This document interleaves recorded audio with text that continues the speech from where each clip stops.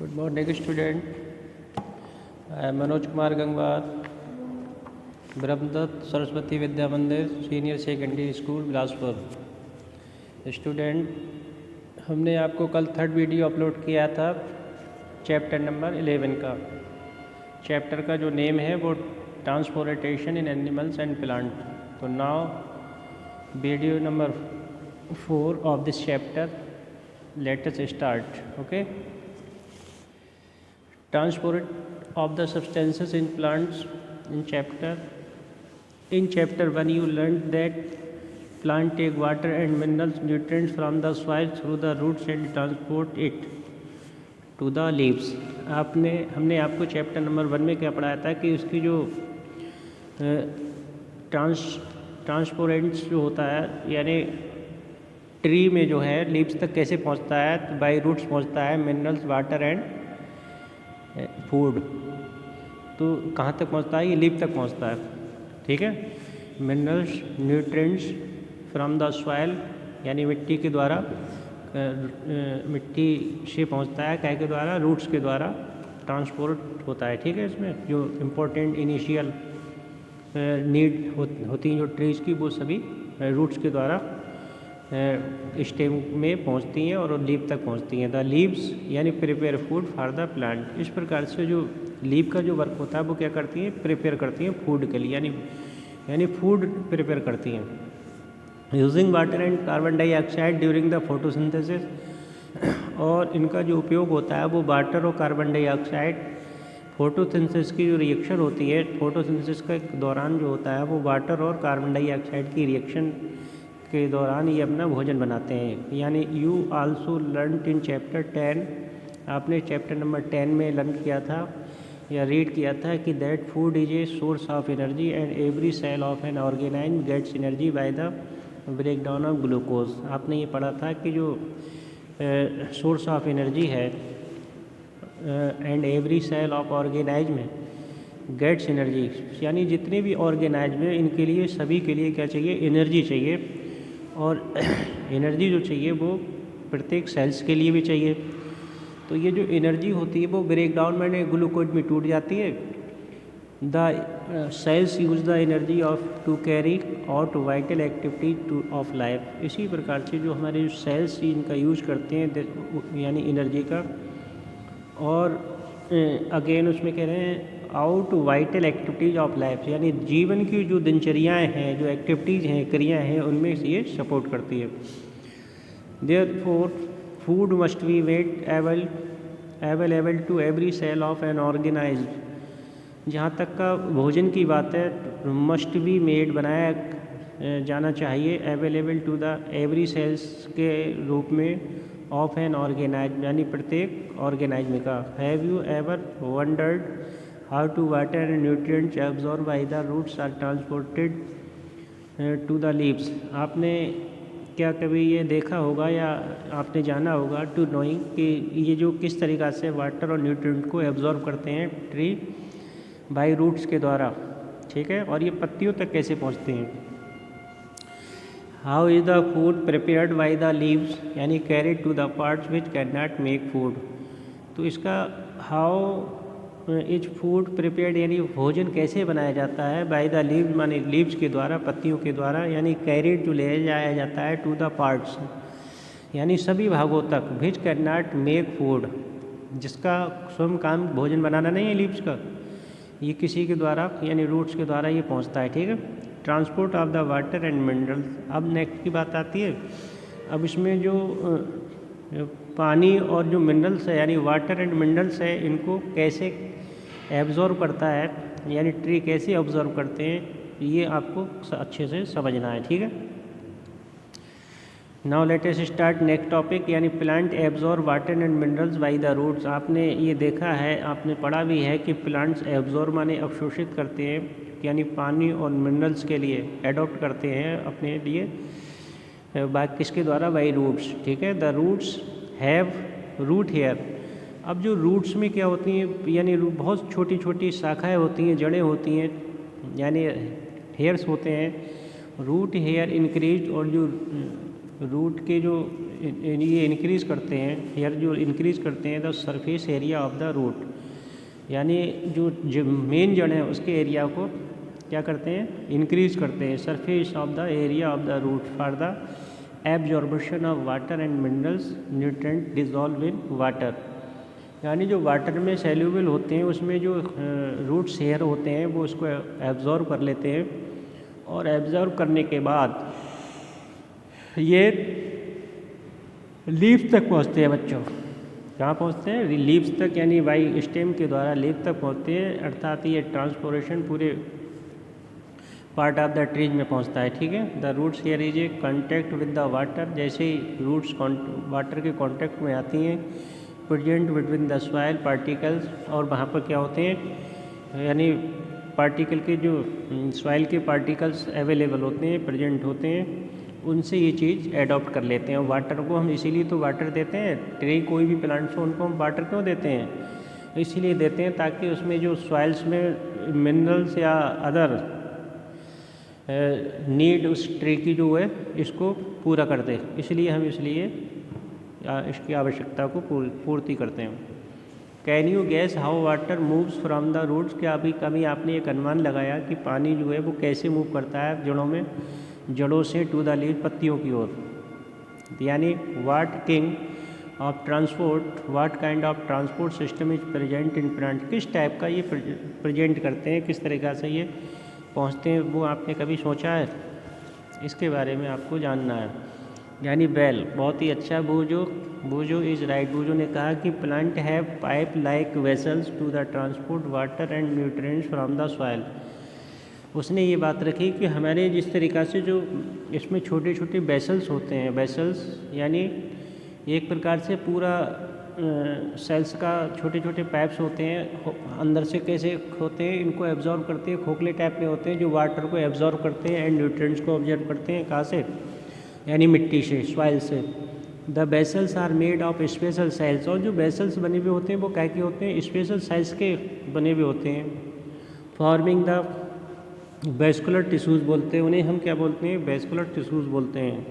और tissue is a group of cells, इसी प्रकार से जो टिश्यूज़ हैं, tissue is a group of cells, इसी प्रकार से जो टिश्यूज़ हैं is a group of cells, ये जो ग्रुप ऑफ सेल्स के होते हैं, that perform specialized function in a organism. ठीक है, तो टिश्यूज जो क्या होते हैं, एक ग्रुप्स होता है सेल्स का, परफॉर्म जो स्पेशलाइज्ड फंक्शन होते हैं इन एन ऑर्गेनाइज में। The vascular tissues for the transport of water, अब देखो वेस्कुलर टिश्यूज का वर्क जो होता है वो ट्रांसपोर्ट ऑफ वाटर का होता है, ध्यान से रखें, इसको अंडरस्टूड समझ लें। And nutrients in the plant is called, जिसे जाइलम बोलते हैं, यानी जो वाटर और न्यूट्रिएंट्स ट्रांसपोर्ट होता है इन द प्लांट में, उसे हम क्या बोलते हैं, जाइलम बोलते हैं। हम ये भी कह सकते हैं कि हमारे जो वाटर एंड न्यूट्रिएंट्स जो सप्लाई होती है, अर्थात एब्जॉर्ब करता है कौन, ट्री जो एडॉप्ट करता है वो काय के द्वारा, उसे जाइलम के द्वारा, यानी टिश्यूज में क्या होते हैं जाइलम, जाइलम के द्वारा ये एडॉप्ट कर लिया जाता है और whole part of the trees उसमें सप्लाई हो जाता है न्यूट्रिएंट्स का और फूड का एंड वाटर का। ठीक है, the xylem forms of a continuous network of channel that connect roots to the leaves, यानी through the stem and branches and thus transport water to the entire plant. अब देखो यहाँ पर क्या बात की है कि जो जाइलम्स होते हैं वो regular network of the channel, जिस तरीक़ा से नेटवर्क चैनल का जो नेटवर्क है वो लगातार कांटेक्ट में रहता है क्या क्या, रूट्स से, यानी रूट से जो चीज़ तुरंत उसने अडॉप्ट करी वो जाइलम के द्वारा फटाफट एडॉप्ट हो जाते हैं और पूरे पार्ट में सेंड कर दिए जाते हैं, ब्रांचेज में, स्टेम्स में, पूरे उसमें 10 transport water to the entire, यानी पूरे पौधों में, ट्रीज जो होते हैं उनमें each part of the tree इसको सप्लाई कर देता है, चाहे वाटर हो चाहे न्यूट्रिएंट्स हो। ठीक है, तो ये अच्छे से आपने इसको, मैंने देखो एक कहने का मतलब ये है कि जो जाइलम है, जाइलम क्या है, टिश्यूज़ है, और इसका वर्क क्या है, जो फूड है हमारे उसमें सॉइल्स में जो मिक्सेबल फूड जो फूड है और इम्पोर्टेंट क्या है स्टूडेंट, इसमें इम्पोर्टेंट जो मिनरल्स हैं या तुम्हारे या न्यूट्रिएंट्स का मतलब उसमें जो इम्पोर्टेंट मिनरल्स होते हैं अनेक प्रकार के, उसमें जो हमारे पेड़ पौधों के लिए यानी जो इसेंशियल होते हैं वो सभी मिट्टी में क्या करते हैं, सैल्यूबल कर देते हैं और वो रूट्स के द्वारा जो एब्जॉर्ब करते हैं, वेसल्स जो एब्जॉर्ब करते हैं उसे बोलते हैं जाइलम। जाइलम का वर्क होता है पूरा एक नेटवर्क का वर्क करता है पूरे ट्रीज में, वो सभी शाखा ब्रांचेज या स्टेम में पहुंचाता रहता है। ठीक है, तो ये इसका वर्क है। You know that the leave synthesis food, the food has to the transported to the all part of the plant. देखो वही बात आ गई, इसका मतलब यू नो हम जानते हैं, आप जानते हैं कि यानी लीव यानी जो पत्तियां सिंथेसिस फूड यानी सिंथेसिस फूड बनाती हैं, to food has to the transport, और ये जो फूड है वो ट्रांसपोर्ट कर देती हैं all part of the plant यानी पूरे प्लांट तक, सभी पार्ट ऑफ द प्लांट के भाग तक इसको सपोर्ट भेज देती हैं। यानी दिस इज़ डन, ये क्या किया गया है बाय द वेस्कुलर टिश्यूज़, इसे क्या बोलते हैं, दिस इज़ डन, ये किया जा गया है बाय द वेस्कुलर टिश्यूज़ के द्वारा, कॉल्ड द फ्लोएम, इसे हम क्या बोलते हैं, फ्लोएम बोलते हैं। ये किसके द्वारा होता है, वेस्कुलर टिश्यूज़ के द्वारा होता है और इसी को हम क्या बोलते हैं, फ्लोएम बोलते हैं। Xylem and phloem transport the substances in plant, इसका मतलब ये हुआ है कि अब इस प्रकार से जो जाइलम और फ्लोएम होते हैं वो सप्लाई करते हैं, ट्रांसपोर्ट करते हैं सब्सटेंसेस की इन प्लांट यानी पौधों में। दो बातें आ गई, यानी भी supply important organs in the plant, तो इसका आंसर हो जाएगा जाइलम एंड फ्लोएम। ठीक है, इनको अच्छे से आपको समझ लो, एक एक नंबर के क्वेश्चंस आपको इसमें कहीं अगर आते हैं तो यही क्वेश्चन समझ लो आएंगे जो आपको करने भी हैं। बात समझ में आ गई बच्चों? ठीक है, तो ऐसे क्वेश्चन आपको बनाने भी हैं और करने भी हैं। ठीक है, जिसमें यानी जाइलम का वर्क क्या होता है और फ्लोएम का वर्क क्या होता है, इनका वर्क होता है ट्रांसपोर्ट सब्सटेंसेस इन प्लांट में। ठीक, अब नेक्स्ट है स्टूडेंट एक्टिविटी 11.3 क्या है, यानी take a large potato and peel off its outer skin. अगर हम कोई भी लंबा पोटैटो ले लें और peel off the its outer skin के बारे में अगर हम बात करें, इसको cut one of its end, एक तरफ से हम इसको क्या कर दें, एंड कर दें, काट दें। मेक द बेस फिलेट के रूप में इसको हम काट दें। Now make a deep and hollow cavity on the opposite side. अब उसमें क्या हो जाएगा, यानी नाउ मेक ए डीप माने गहराई से इसको प्यार से खोखले टाइप में इसको हम क्या कर दें, कट कर दें, cavity on the opposite side में। Fill half of the cavity with sugar solution, और उसके बाद हमने क्या काम किया, इसको शुगर सॉल्यूशन इसमें फिलअप कर दिया। ठीक है, शुगर सॉल्यूशन इसमें हमने डाल दिया। ठीक है, hollow cavity on the opposite side, fill half of the cavity and with sugar solution and mark the level by the inserting a pin in the wall of the potato. और pin के द्वारा हम उसको थोड़ा क्या काम करें, उसके बाल्स ऑफ द पोटैटो में हमें एक पिन लगा दें, इंसर्ट कर लें। Put the potato into A dish containing A small amount of water, और कोई भी इसमें हम उस छोटे से पानी में हम इसको क्या कर दें, इसको रख दें बच्चों, किसी डिश में कंटेनिंग में रख दें इसे, यानी small amount of water. Make sure that the level of water is below the level of pin. और उसके बाद आपने देखा होगा कि जो आपने पिन लगाई थी उस वाटर को ये एब्जॉर्ब करेगा। Allow the apparatus to stand for a few hour, कुछ घंटे के लिए ये जो एपरेटस है इसको लगाएंगे, यानी you would find an increase in the level of sugar solution. तो आपने क्या देखा कि इसका जो लेवल शुगर सॉल्यूशन है वो इंक्रीज करेगा यानी बढ़ेगा। How did water get inside the potato, इस तरीक़ा से पोटैटो को जो अंदर है वो वाटर कहाँ से आया, तो इसका मतलब यही आपको प्रैक्टिकल कराना था।